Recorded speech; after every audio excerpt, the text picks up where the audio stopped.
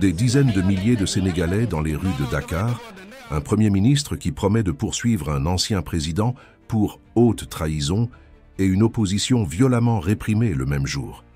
Voici l'incroyable réalité du Sénégal en ce moment. Si vous voulez comprendre ce qui se passe vraiment dans ce pays, laissez un like maintenant et abonnez-vous parce que cette histoire va vous choquer. Ousmane Sonko vient de franchir une ligne rouge et les conséquences pourraient changer l'Afrique de l'Ouest pour toujours. La foule s'étend à perte de vue sur le parking du stade Léopold Sédar Senghor. Des dizaines de milliers de Sénégalais convergent vers ce point névralgique de Dakar, attirés par la voix d'un homme qui incarne aujourd'hui leurs espoirs de changement.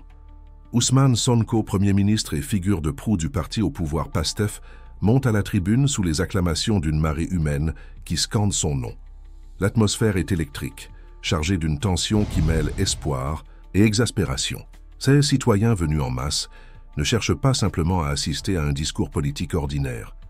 Ils attendent des réponses, des explications, des garanties sur l'avenir d'un pays qu'ils estiment avoir été trahi par ses anciens dirigeants.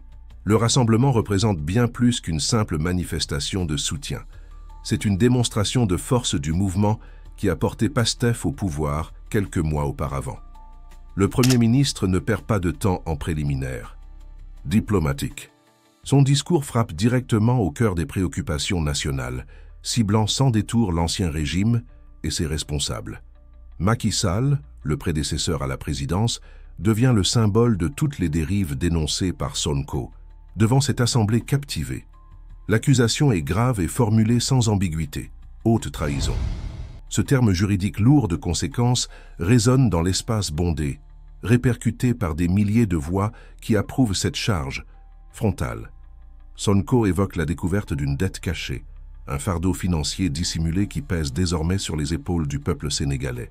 Cette révélation avait provoqué un séisme dans l'opinion publique lors de sa divulgation, confirmant les soupçons de nombreux citoyens sur la gestion opaque des finances publiques sous l'ancienne administration. La stratégie de communication du Premier ministre s'articule autour d'un axe central: la transparence face à l'opacité, l'honnêteté face à la corruption. Il martèle l'idée que le Sénégal a été plongé dans une situation économique difficile, non par accident ou malchance, mais par la volonté délibérée d'enrichissement personnel de certains dirigeants. Les mots choisis sont incisifs, calculés pour susciter l'indignation populaire contre un système qu'il qualifie de pourri jusqu'à la moelle. Sonko n'hésite pas à proposer des mesures radicales allant jusqu'à suggérer la dissolution du parti de l'opposition principale. Cette proposition, aussi controversée soit-elle, trouve un écho favorable dans une partie significative de l'assistance qui y voit une volonté de rupture définitive avec les pratiques du passé. Le message est clair. L'ère de l'impunité pour les élites corrompues touche à sa fin. Le thème de l'argent sale en politique domine une bonne partie de l'allocution. Sonko développe une vision de la politique comme art noble, espace de débat d'idées et de convictions, non comme machine à enrichissement personnel. Il dénonce le détournement systématique de fonds publics par les responsables de l'ancien régime. Ces milliards qui auraient dû servir le développement national, mais qui ont fini dans des comptes offshore et des investissements privés. La foule boit littéralement ses paroles, voyant en lui le défenseur de leurs intérêts bafoués pendant des années. Chaque phrase est ponctuée d'applaudissements, chaque accusation contre les anciens dirigeants est saluée par des cris d'approbation. L'orateur promet de mettre un terme définitif à ces pratiques, de restaurer la dignité de la fonction publique et de garantir que les ressources nationales profitent réellement à la population. Pourtant, au-delà de la rhétorique passionnée et des promesses de justice, des questions demeurent. Comment le gouvernement compte-t-il concrètement poursuivre les responsables présumés de cette mauvaise gestion? Quels mécanismes juridiques seront mis en place pour éviter que de telles pratiques ne se reproduisent? L'opposition, bien que visiblement affaiblie, n'a pas dit son dernier mot. Certains observateurs s'interrogent sur la proportionnalité de certaines mesures proposées, craignant une dérive vers un règlement de comptes politiques plutôt qu'une véritable réforme institutionnelle. Le défi pour Sonko et son gouvernement sera de transformer cette énergie populaire en actions concrètes, de passer de la dénonciation à la construction d'un système véritablement transparent et équitable. Les Sénégalais, échaudés par des décennies de promesses non tenues, observent avec un mélange d'espoir et de scepticisme. La dimension économique de la crise héritée occupe également une place centrale dans le discours.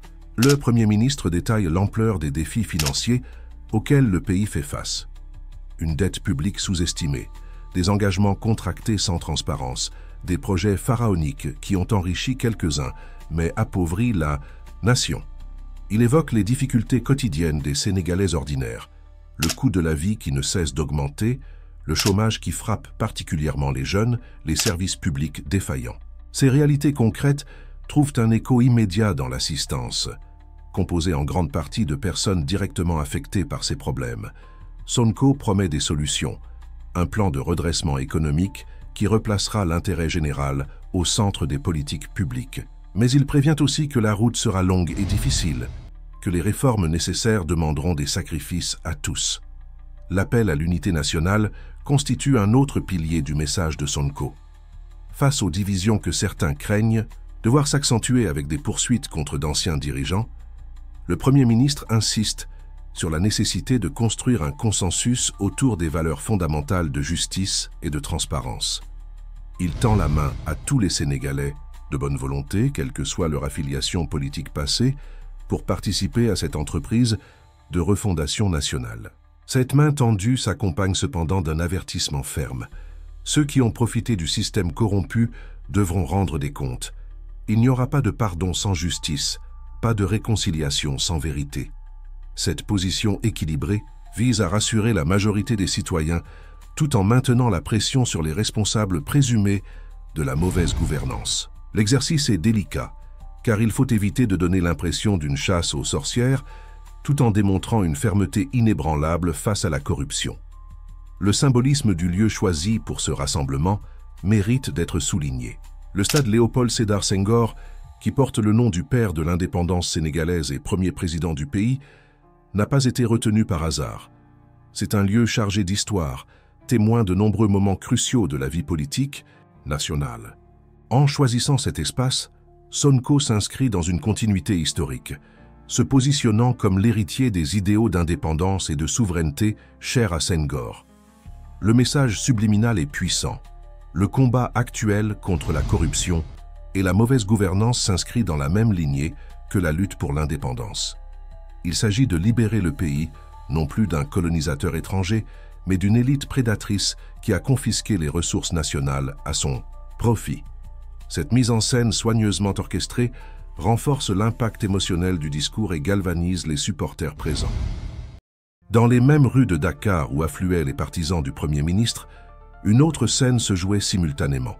L'opposition sénégalaise avait également choisi ce jour pour faire entendre sa voix, organisant un rassemblement destiné à exprimer les griefs d'une partie de la population inquiète de la tournure des événements.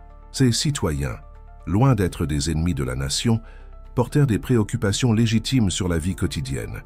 Le coût exorbitant des denrées de première nécessité, le chômage endémique qui ronge la jeunesse et surtout l'état de la démocratie qu'ils jugent menacée.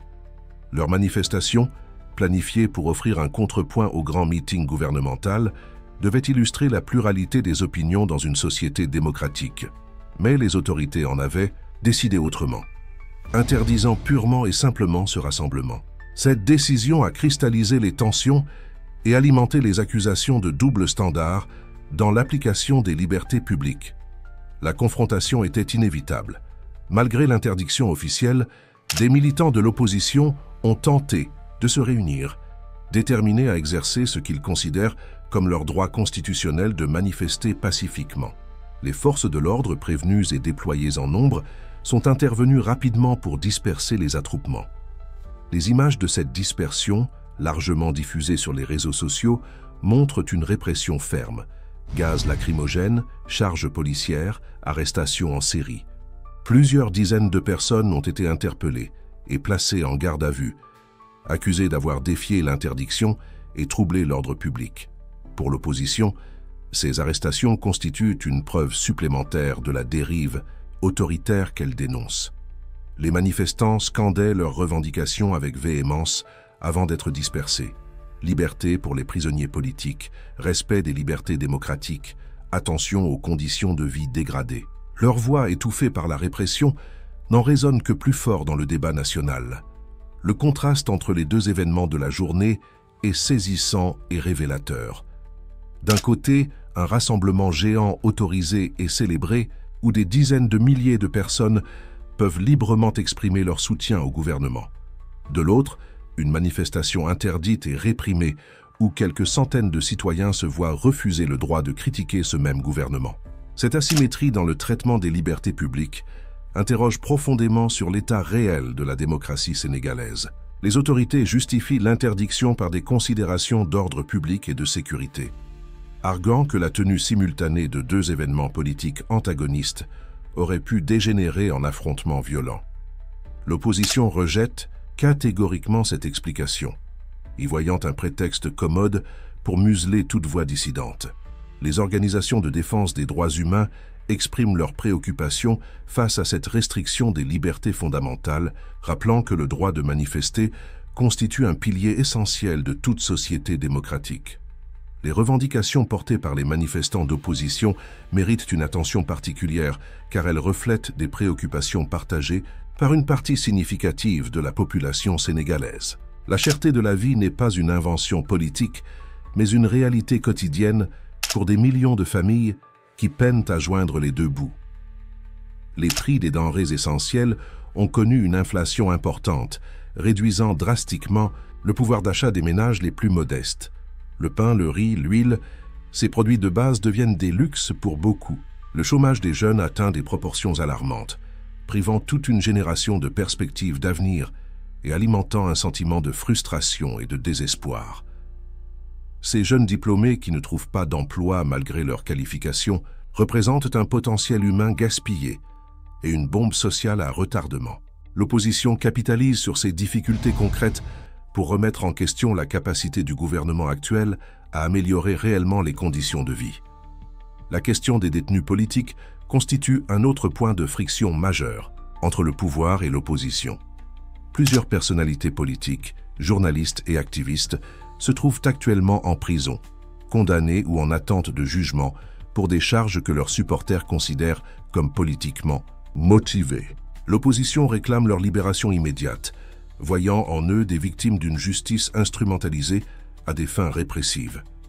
Le gouvernement, de son côté, maintient que ces personnes ont été arrêtées et jugées conformément à la loi, pour des infractions réelles et non pour leurs opinions politiques. Ce débat sur l'existence ou non de prisonniers politiques au Sénégal empoisonne le climat politique et nourrit une polarisation croissante de la société. Chaque campe sur ses positions, rendant difficile tout dialogue constructif. Les appels à la réconciliation se heurtent à cette réalité. Comment réconcilier quand certains considèrent être injustement persécutés et d'autres estiment simplement faire appliquer la loi?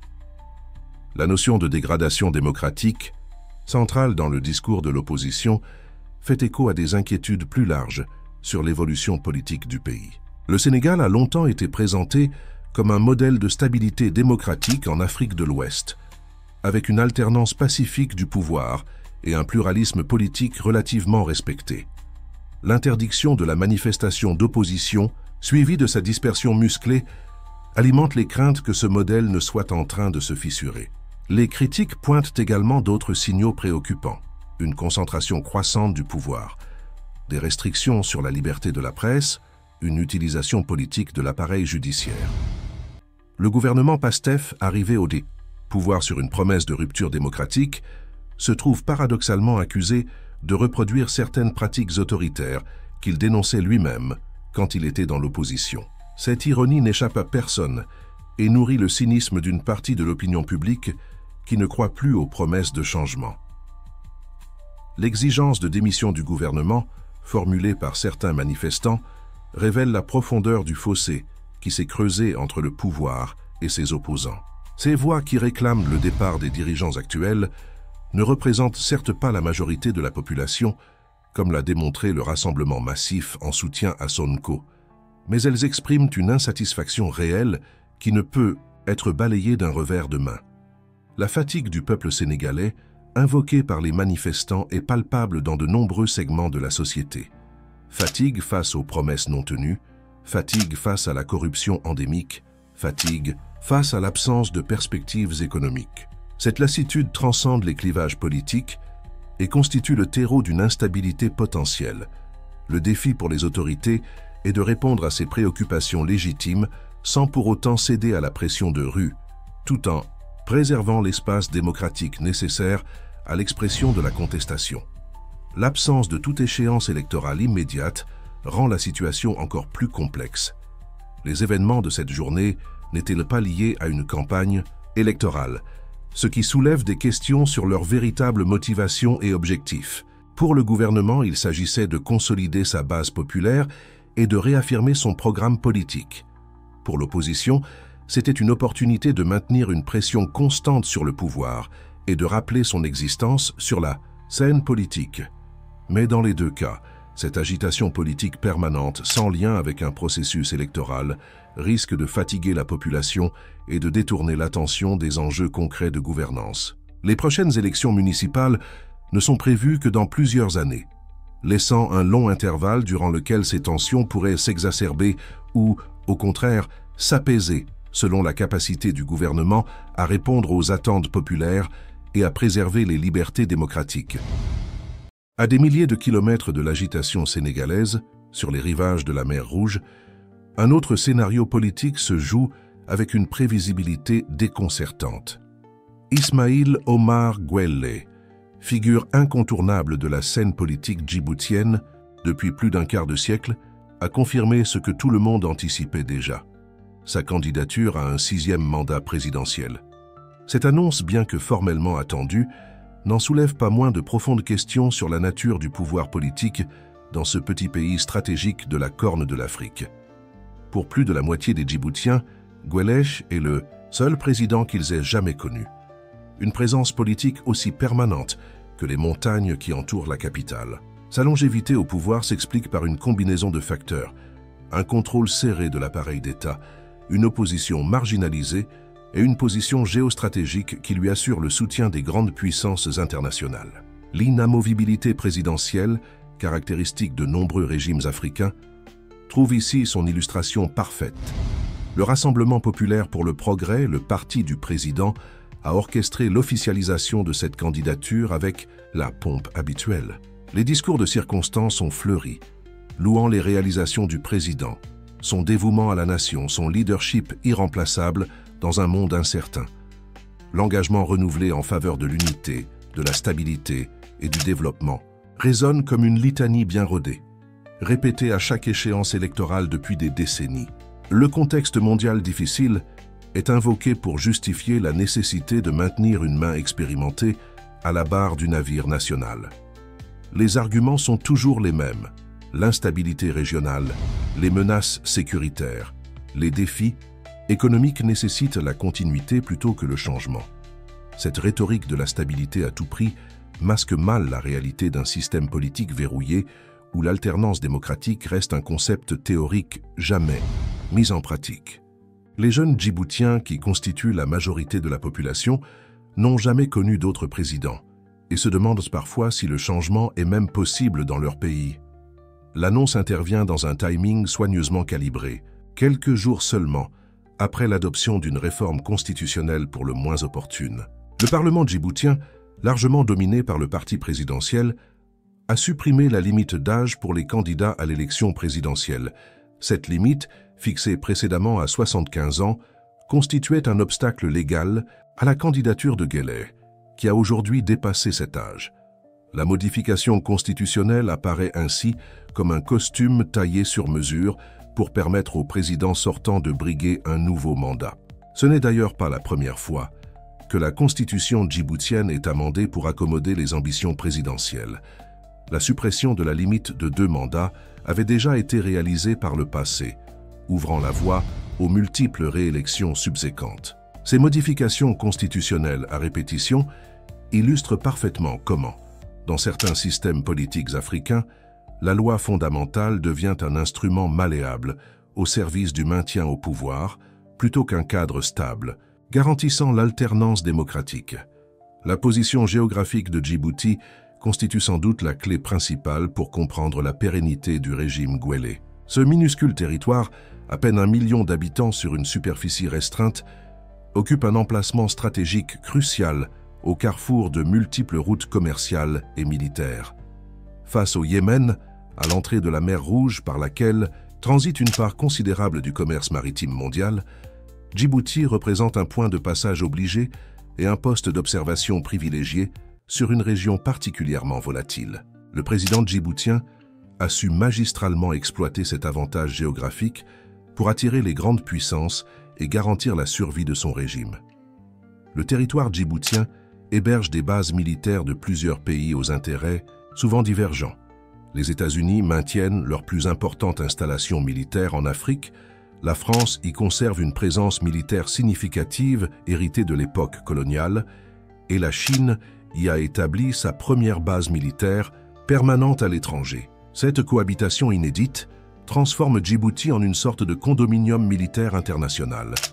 Cette présence militaire étrangère massive génère des revenus substantiels pour l'économie djiboutienne, les locations de base représentant une part importante du budget national.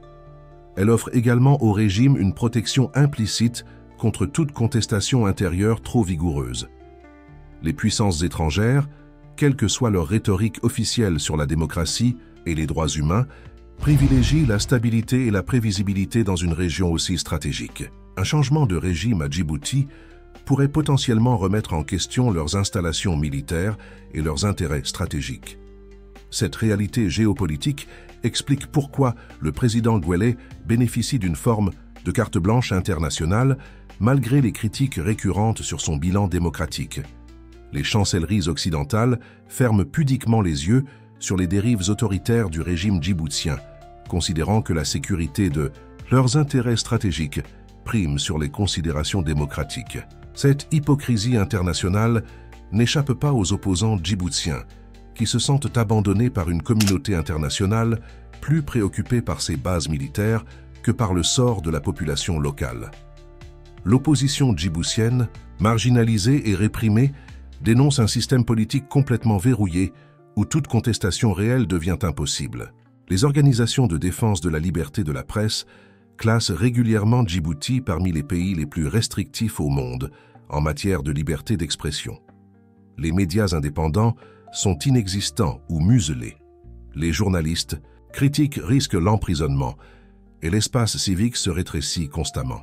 Dans ce contexte étouffant, organiser une opposition crédible relève de l'exploit. Les figures de l'opposition qui osent défier le régime se retrouvent rapidement harcelées, emprisonnées ou contraintes à l'exil. Les élections, qu'elles soient présidentielles ou législatives, se déroulent dans des conditions qui rendent toute compétition équitable illusoire. La dernière élection présidentielle a vu le président sortant remporter plus de 97% des suffrages exprimés, un score digne des démocraties populaires d'antan qui ne trompe personne sur la réalité du processus électoral. Ces mascarades démocratiques permettent au régime de maintenir une façade de légitimité tout en consolidant son emprise autoritaire. La jeunesse djiboutienne, confrontée à un avenir bouché dans un pays où le chômage atteint des niveaux alarmants, regarde avec amertume ces jeux politiques dont elle est exclue. Pour ces jeunes qui constituent la majorité démographique, la perspective de voir le même homme gouverner leur pays pendant encore plusieurs années suscite un mélange de résignation et de frustration. Beaucoup rêvent d'émigrer, de fuir. Ce petit pays étouffant pour chercher leur chance ailleurs, contribuant ainsi à une fuite des cerveaux qui appauvrit encore davantage Djibouti.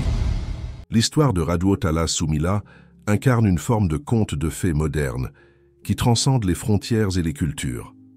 Partie du Bénin avec l'intention d'étudier le commerce en Chine, cette jeune femme ambitieuse n'imaginait probablement pas qu'elle deviendrait un jour une vedette du cinéma chinois, affectueusement surnommée Mulan par le public de ce pays immense. Son parcours exceptionnel illustre non seulement la détermination personnelle, mais aussi les ponts culturels qui se construisent progressivement entre l'Afrique et l'Asie, dans un monde de plus en plus interconnecté. Sa réussite dépasse largement le cadre d'une simple success story individuelle pour devenir un symbole des possibilités offertes par l'ouverture au monde et la maîtrise des codes culturels étrangers. Pour les jeunes Africains en quête d'opportunités, son exemple démontre que les limites ne sont pas géographiques mais mentales, que le talent et le travail peuvent ouvrir des portes dans les contextes les plus inattendus. L'aventure de Mulan commence dans les salles de classe de l'Institut Confucius de Cotonou. C'est dans cet établissement dédié à l'enseignement de la langue et de la culture chinoise que tout a commencé pour la jeune béninoise. Les premiers mots de mandarin, cette langue réputée si difficile pour les locuteurs de langue latine ou africaine, ont été prononcés timidement dans ces salles de cours. L'Institut Confucius, présent dans de nombreux pays africains, fait partie de la stratégie de soft power chinoise, visant à développer l'influence culturelle de Pékin sur le continent. Pour les étudiants africains, ces instituts représentent une porte d'entrée vers la Chine, un pays qui fascine autant qu'il intrigue. Radio s'est distingué dès le début par sa capacité d'apprentissage et sa détermination à maîtriser cette langue complexe. Son professeur de l'époque se souvient d'une élève assidue, passionnée, capable de longues heures d'études pour perfectionner sa prononciation et sa compréhension.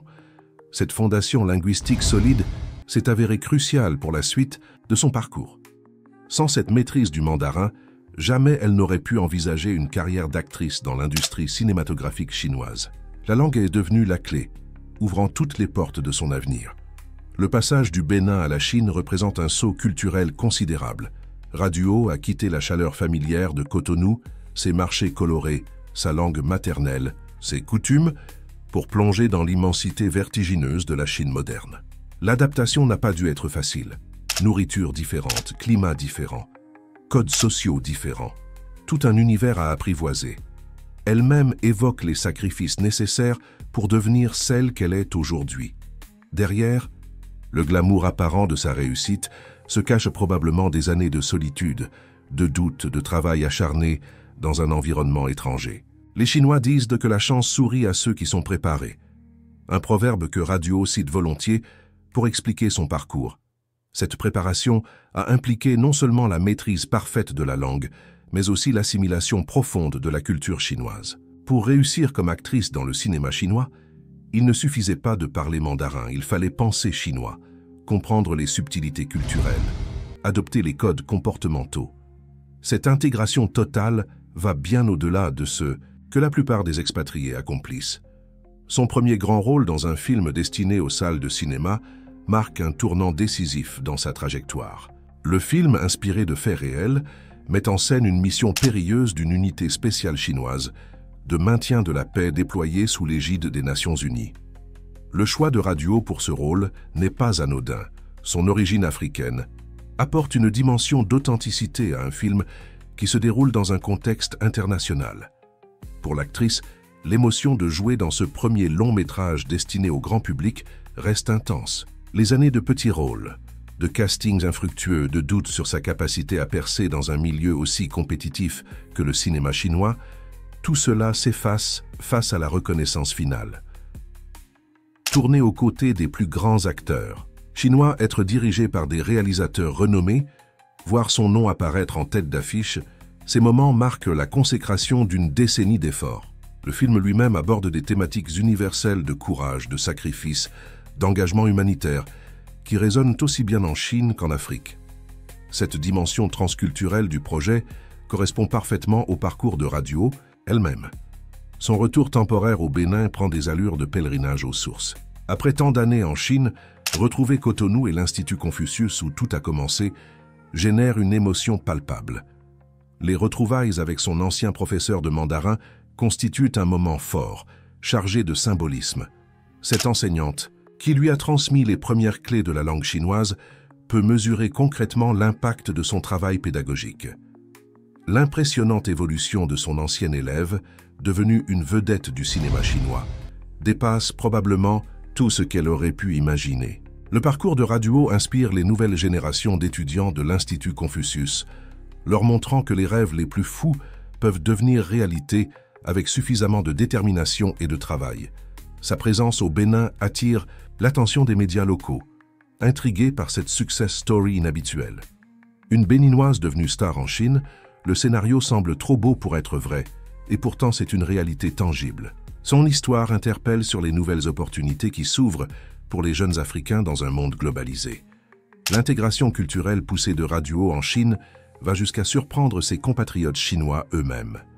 Lors d'un Dîner entre amis chinois installés au Bénin, ces derniers s'émerveillent de constater qu'elle parle le mandarin avec plus de fluidité et d'authenticité que beaucoup de Chinois de la diaspora.